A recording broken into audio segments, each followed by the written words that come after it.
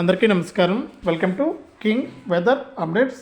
బంగాళాఖాతంలో ఏర్పడినటువంటి ఉపరితల ద్రోణి కారణంగా రెండు తెలుగు రాష్ట్రాల్లోనూ కూడా మరి కాసేపట్లో ఈరోజు రాత్రి 10 గంటల నుంచి కూడా ఈ జిల్లాల్లో తేలికపాటి నుంచి మోస్తరు వర్షాలు కురుస్తాయని భారత వాతావరణ శాఖ అయితే సూచిస్తుంది.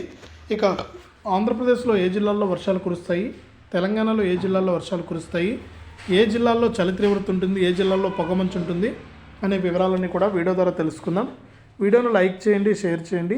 ఇలాంటి మరెన్నో వీడియోల కోసం ఇప్పుడే మన ఛానల్ను సబ్స్క్రైబ్ చేసుకుని పక్కనే వచ్చే గంట పైన నొక్కి మళ్ళీ వచ్చే ఆలనే గంట పైన కూడా నొక్కండి.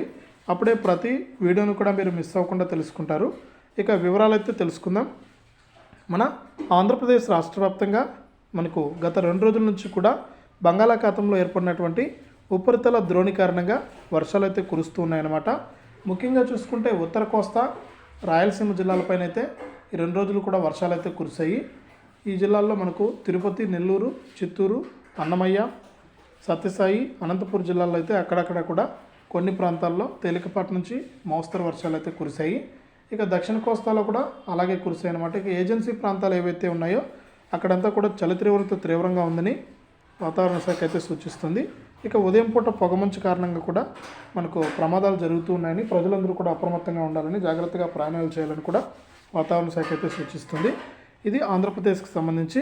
ఇక తెలంగాణ విషయానికి వస్తే తెలంగాణలో కూడా మనకు ఇదే పరిస్థితి అయితే కొనసాగుతుంది.